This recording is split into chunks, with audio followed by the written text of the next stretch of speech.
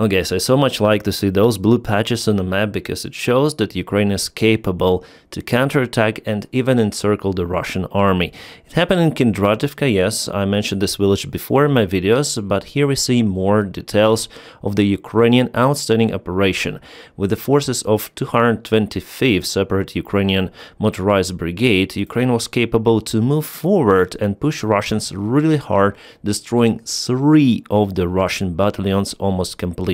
So Kindrativka of the Sumy region is no longer in the gray area, and this village is very important because there is the road which is going through it to the south and to the north. Well, first Ukraine moved the forces to Andriivka 1 month ago, creating the small bridgehead as the threat to the Russian army from the south. But Russians thought that they may move more forces to Kindrativka to later on attack from the south to counteract this new Ukrainian threat.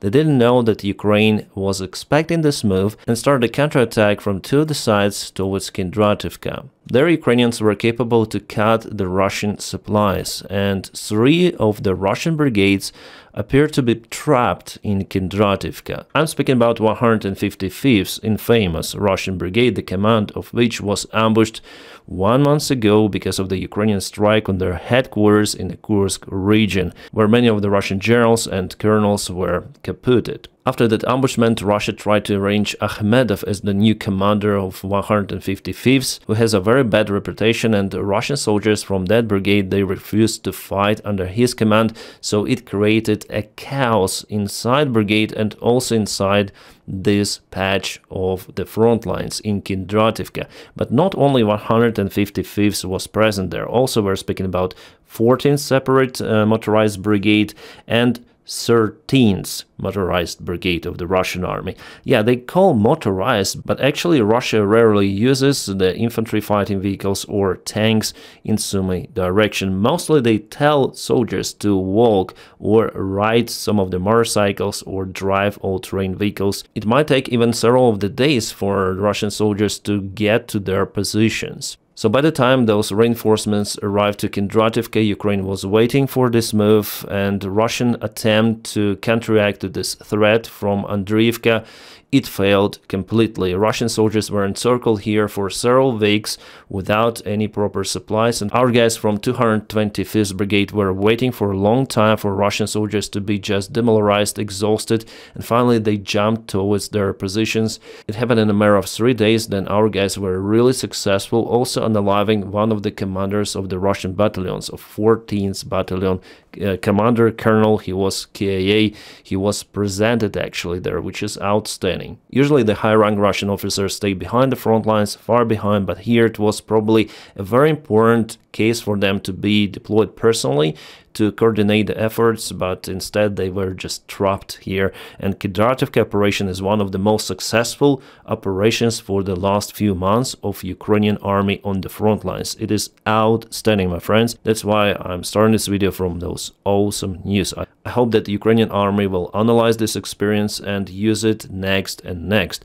For our guys, this operation was also not easy because Russia used lots of the artillery, aviation, gliding bombs. Our positions were under the fire all the time, but after all, our guys managed to jump and take, and many of the Russians also surrendered to Ukrainian side. Awesome operation down. Fantastic. But in Totkina, the situation is a little different. Here, Russia sent the reinforcements. Here, it was not like total encirclement of the Russian army. Still, there are some of the roads which are leading to the Russian supplies which are intact. But Ukraine is using drones to cut the Russian supplies. Nevertheless, Russia managed to send new reinforcements, and they even pushed the Ukrainian army a little bit away from some of the quarters of Totkina, from some of the streets. But nevertheless, you see that Ukraine has the presence on the Russian territory of the Kursk region so far. I have one more military map source. Definitely Ukrainian army was successful in Kindrativka, liberating it fully, and now it's a big counteroffensive in Yunakivka with the help of the 3 brigades, and here Ukraine also tries to counterattack. Awesome news from Sumy. According to this map source, Ukraine also performed some sort of the counteroffensive not far away from Liman towards Torske, liberating 4.7 square kilometers. It happened not long time ago. If you check out the Miko Center 3 map, you see that Russia is using lots of the gliding bombs. We have the reference to some of the eggs. Here's the evidence from the Russian channel, so they tried to bomb the street. That's why I'm not saying that it's easy for our guys. Nevertheless, Kindrativka was liberated. Fantastic. Unfortunately, this village is totally ruined now because of the war. First of all, Russia is using aviation, Russia is using artillery to destroy everything. Also, we have some of the good news coming from Yunakivka, where Ukraine started the counter-offensive, a small one, but nevertheless it was successful. Several of the streets were taken or retaken by our guys for the last 24 hours. Russia before almost fully occupied Yunakivka. However, they were not able to create the bridgehead, so Ukraine is using precious time for counter-offensive maneuvering. So in general, Ukraine performs very well in Sumy region, judging on the resources army has. They have more resources compared to Ukraine. Ukraine fights very well in Sumy. But I cannot tell you the same story about Pokrovsk, because there Russia increases the pressure dramatically on Ukraine. According to the recent information, Russia sent thousands of the new soldiers to the front lines. It's the constant conveyor. They go to Ukrainian positions. At the same time, our guys are totally exhausted repelling those constant Russian mid waves. So for the last few days, so for the last 24 hours, it's better to say, Russia moved towards Mykolaiivka. You may see this movement clearly on this military map. Russia is creating the pressure on Ukraine from multiple of the sides. They go to Mirnograd directly, they go to Pokrovsk directly, they try to offense to Prom and to Gunativka and Novopavlovka. With all of those attacks, they're searching for the weak spot in Ukrainian defense, and then they send more of the forces. As for Ukrainian army, it is way more competent compared to the Russian one. The average Ukrainian soldier has better supplies, better equipment, he is well trained compared to Russians, but Russians, they take everything with a quantity, not the quality, but it's their tactics. I guess it was the tactics from the Second World War for Russians, and they use it even right now. But that tactics, it is not infinite. After all, Russia will have to announce a new massive mobilization to continue with their mid-waves. In this sector, the alarm bell is obviously ringing for Pokrovsk, Mirnograd and Dobropila even, where Ukraine announced for the first time evacuation. And the settlement is roughly 13 kilometers away from the front lines, but Russia already might use their even drones to hit it. As from the Miko Sensor, you see how Russians moved here towards Zvirove, but they were spotted in the village itself. So here we have the data. I guess I already shared it. Yeah, I shared this video already on my channel. So Russia has the presence in Zvirove, and they will advance further. They already sent the sabotage group here near the street. There was the ambushment of the Ukrainian truck with 4 of the soldiers on board. 1 unfortunately lost their life. I told it already in one of my videos. Probably Russians are using this forest patch to hide their partisan sabotage groups. Our guys are still working to demolish those. Meanwhile, Russians published this fake map saying that they're already in the central part of Pokrovsk. It is absolutely delulu information, not real. There are no proofs of it. There is just a single proof that indeed the Russian sabotage group stormed Ukrainian warriors here at this road. That's it. They didn't go inside the central part of the town at all. Yeah, guys, it's the informational war. That's why it's important for me to give you the real things about what is happening on the ground, what is happening around Ukraine, because those kind of the maps, they could be spread by some of the pro-Russian channels on X and on Telegram elsewhere, you know. Let's focus on what is really happening. Russians are in Zverova. Yeah, they deployed their groups here through Troyanda. They reached this road, but central part, no, it is fake. As for the crucial settlement to provide security for Mirnograd and Pokrovsk, I'm speaking about Rodinske. Russia tried to offense there. There was one single attempt. The attack was repelled by Ukrainian defenders. After that, there were no any next attempts. Russians understood that for now they cannot reach Rodinske, but later in the future they might try. For now, they're advancing, as I told you, in Mykolaiivka. We also have the confirmation about it from the deep state military maps. And let's go to the nearby tourist direction where Russia also moves just a little. So yesterday and today they took control over some fields and tree lines. About the Toretsk, it's almost fully occupied by Russians. They'll continue to perform small attacks, jamming Ukrainian army groups. But in general, they want to go from the east and from the west to encircle entire Ukrainian group. Ukraine will not let it happen. The problem with this Russian tactics that for making it real, they need to occupy Chasiv Yar, and so far they cannot do it. They cannot do it for more than 2 years already in Chasiv Yar, which is 9 kilometers away from Bakhmut. But in the future, I think that Russia is capable to do it, and their also main goal is to advance to Konstantinivka. Yeah, let me show you the satellite map. Konstantinivka is the beginning of the agglomeration of urban cities and towns which go from Konstantinivka towards Sloviansk. Sloviansk was occupied by Russian forces back in 2014, but later on Ukraine performed a counterattack, causing Strelkov, the commander of the pro-Russian army, to retreat to Donetsk city.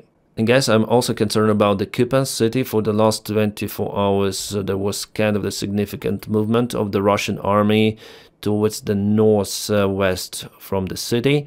Just let me show you again the satellite map. You may see that Russia is already at the outskirts of Kupiansk, north, and they are moving more to the south, to Nekhvolodivka and probably to Sobolivka. Those are really important villages. So I'm quite surprised actually with this movement of Russia, and they're not really far away to cut this road, less than 3 kilometers, couple of miles. Yeah, it's still a gray zone, it's hard to tell who controls it, but it's the alarm for Ukraine military command. This should have never happened, but it happened. So Russians crossed this river of Oskil, they created the bridgehead, and now they attack with this thin attack vector. And also there is the question about whether Ukraine has its army group here, because the bottleneck is very narrow. It's the direct threat on Kupiansk. You see that Russia is attacking from multiple of the directions with the same mid-wave tactics.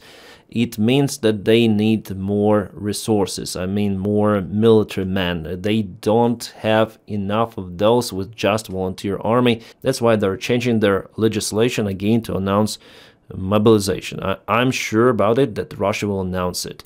About Sinkivka village, so Russians were not capable to take it under control. This is the small village. For 2 years, Ukraine successfully defends it. Then Russia tried to attack from this side through the fields. It was unsuccessful or limitedly successful. That's why they moved from here. So Ukraine, it seems like, wasn't prepared for this move, and Russians are now very close to Kupiansk. I would say that they're already entered the city line here. Yeah, kind of the concerning news about Kupiansk, and this is the Kharkiv Oblast. Russia didn't put Kharkiv in their constitution, nevertheless they are very active with their army in Kupiansk, in Kharkiv region. It means that Russia wants to take more and more of Ukrainian lands. And doesn't matter if they take it in constitution or not. And same we have, or similar information we have from Miko 73. There are some of the sabotage groups, again from the Russian side. They use this new tactics, 2-3 people, maybe 4 people, who go behind Ukrainian defense and destabilize Ukrainian supplies or Ukrainian military units. Russians start to use the special anti-drone wear which China delivers to them, special codes which minimize or sometimes even cancel the thermal trace, which means that during the nighttime even it's really hard to spot Russian infantry, especially small Russian groups, like sometimes even a couple of people may advance really behind. Ukraine again tries to defend using drones, but this attack vector is not good. Honestly, I'm telling guys to you the things as they are, so we have this update and I have to tell you about it, and I worry about Ukrainian group probably deployed in this village. Ukraine needs to take them out from the place, and later on, yeah, Russia would occupy this part. Here's more detailed report about the Kupiansk direction from the Miko 73. You may see the aggressive Russian attack to this place. They advance really fast. It is not a good sign for Ukrainian defenders in this region at all. Yeah, Russia has some losses, like for example this vehicle, but they gain more ground. For Kupiansk it could be crucial, this offensive. Now let's go to Zaporizhia direction. This is the Zaporizhia city itself, and here Russia attacks towards Plavny and Kamensk. they created this bridgehead already. The Deep State military map source published this image on their Telegram group. They say that there are some of the Russian sabotage groups again advancing to Stepnogorsk. They were spotted close to that village already. And Kamensk, yeah, it's been occupied vastly by Russian forces already. It is fully in a gray zone, which means that Russia potentially might create their bridgehead in Kamensk and to advance further. The main thing was for them to occupy Kamensk on initial stage, to cross the river, so there is the river, and later on they may send more forces and more supplies to go to Stepnogorsk and further. But the problem for Russians here that Ukraine established good defense lines near Zaporizhia, so I don't think that in the coming at least couple of years they will be able to penetrate those defense lines. I wouldn't say it's even possible for Russian army in the current state of the Russian army. They need thousands and thousands of new soldiers, could be even millions in new mobilization. In that case, obviously, with those huge mid-waves, they may push even further, could be close to Zaporizhia. But it's the perspective, we are not speaking about nearby future. Here in this map we see the success really of the Russian army in Kamensk. They take control over the settlement. It's fully in a gray area, but de facto Russians establish control over the most part of this village. Just this small part is in a gray area. Well, I hope for Ukraine counterattack here. And we have just received the good news, awesome news from the same direction I was just telling you. Ukraine started counteroffensive towards Kamensk. Ukraine tries to regain control over the lost territories because Kamensk, as I've told you, it plays the crucial role at the initial stage of the Russian assault. You may see here are some of the defense lines. Ukraine attacks here using drones. Awesome. Now here's the awkward moment for the Russian military correspondent Andrei Filatov. He was lost on the front lines. So far everyone is looking for him, Ukrainian side, the Russian one. What was found is his motorcycle with a camera and some of his things. The body is missing. But judging on this fragment of the video, here you can see, I think he was vanished somewhere. I think they might look for him in the nearby bushes. It's the surprise for me actually that Russian military correspondents or military bloggers are using motorcycles on the front lines. Well, maybe there is no other way to move between positions and to film something. Also, it could be that he wasn't really that close to the front lines because Ukrainian drones may fly for a very long distance. So he could be safe as he thought, but no. Well guys, today I'm gonna record one more video about the general information about the news coming from Ukraine. It was solo front lines updates and I dig more into what is happening because usually in my videos I do not put too much attention on that. Well, I decided to divide the topics to film maybe even more videos, but for them to be split because some people they might like front lines updates, some people they might like what is happening around Ukraine news in general. And if there are some of the urgent news coming, I'm gonna speak about those as well, as for example it happened today with Davydov, who nearly drowned in Turkey. So I think it's the new philosophy of this channel. I will work more, yeah, but it is only possible because of your support on Patreon. So thank you so much for it, my friends, because you motivate me to film more and more and improve the quality of my analysis since it's my full-time job. Thank you so much for making it happening. I really enjoy what I do, but as usual it takes time, so thank you for hiring me for this mission. My friends, I wish you all a peaceful sky wherever you are and have a great time.